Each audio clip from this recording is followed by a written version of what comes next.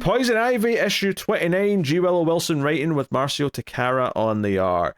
This is a map book, so you take it away. Yeah. So where we last left Pam is she disappeared into Marshville, right? She needed to go to Seattle because she needs to talk to this first prophet for the Order of the Green Knight, which is the group that, this kind of cult that's popped up around her and what she had done to save the world from Woodrow and the fungus. And the Marsh, provided a way to Seattle. It allowed her to get from Gotham or the outskirts of Gotham to Seattle, without a lot of travel, without being put on without letting the authorities know and whatnot.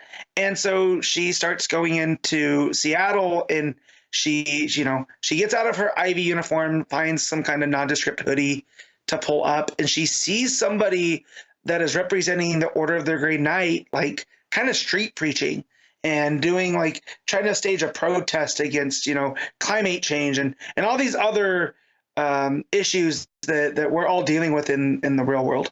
Talking about it might be too late, but let's do what we can. And Pam talks to this guy and she's like, well, what's this person's deal? And he explains that she's with the Order and that, the first prophet has appeared to them in their dreams. And or that the Green Knight, who is Pam, has appeared to them in their dreams and the first prophet's dreams. And that's how they kind of know who's been chosen. And this is one of the first people that, joined up with the first prophet, and no one uses their actual names in case they get caught by authorities. So they he tells her that that's Carla. She can get you to, if you're looking for the first prophet. And we find out that Pam was able to get all of this information because she'd used some pheromones on this guy. Those pheromones don't work exactly the same on Carla, yet she feels like, oh, you're her. She instantly recognizes Pam as the Green Knight, as Poison Ivy. And, they end up getting, the police roll up on them. They end up taking off. Pam takes the Ivy form and saves them from the police. And that's when they're like, okay, we'll take you to the prophet. So they walk down these train tracks. They go into this, underneath a fence to this trailer that's been decorated with plant-like graffiti. And as they walk up, the first prophet comes out, and if you wouldn't know it, it's the gardener from the Batman arc, Bella Garden, also from Pam's past, right? She was also a student of Woodrow. And Pam is shocked, and she's like, Bella tells her, you look good, and Pam tells her to shut up. And then they start to talk that, hey, we saw what you did. We saw what you did with Woodrow. The Green spoke to us, and we know that you're the one thing that can get us out of this. You always have the idea, but you don't ever have the strategy. And Pam takes exception to this because she's like, well, so your cult is the strategy? What are we doing?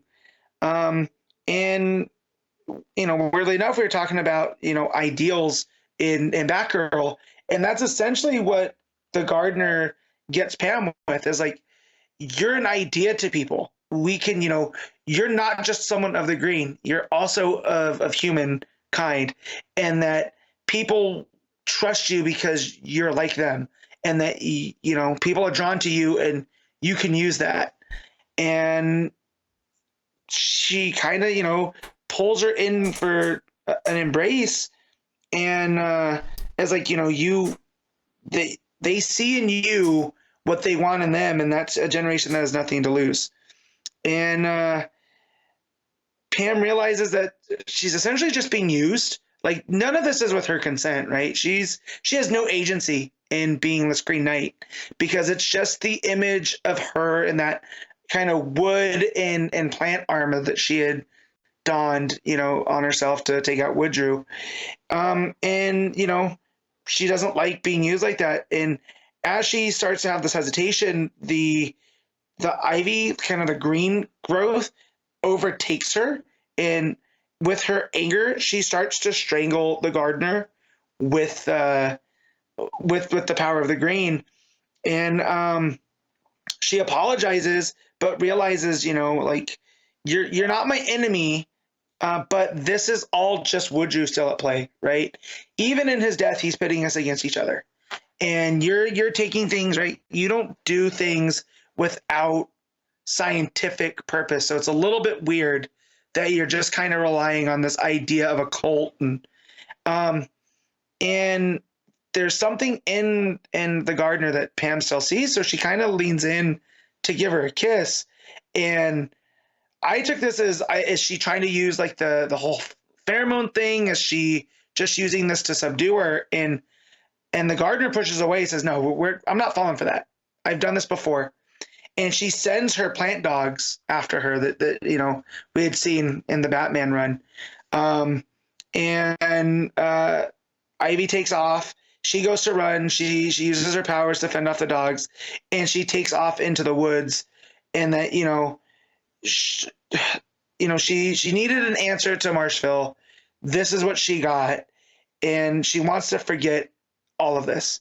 Right? She doesn't want to be a part of any of this, and that's where we leave. Takara's art is fantastic. Early on, we get a lot of fun crowd shots with all these different people in Seattle, and the use of the green. Right? Any time that Pam uses that power, the greens go from being like this muted kind of to a very bright, vivid, just to kind of show you, how different this green is than the green around Seattle, which I think is a lot of fun.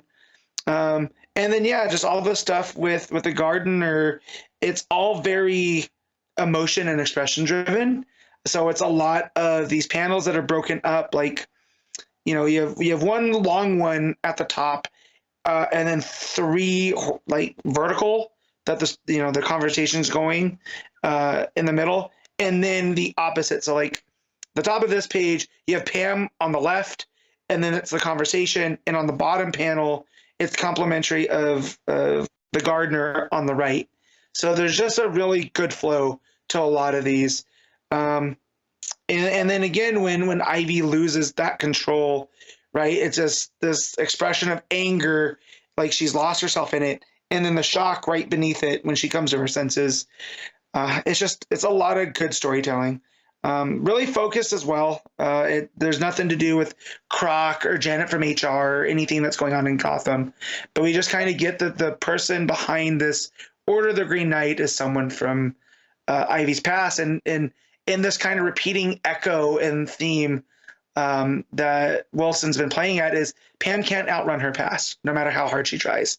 These things always come up, and I feel like that at the end, that's why she doesn't know what to do, right? It's like no matter what she does, these things keep happening. So does she want to keep trying anything at all? So there's almost this hopelessness here at the end. Really, really good issue. Still one of my favorite series. And I'll give this a 8.5.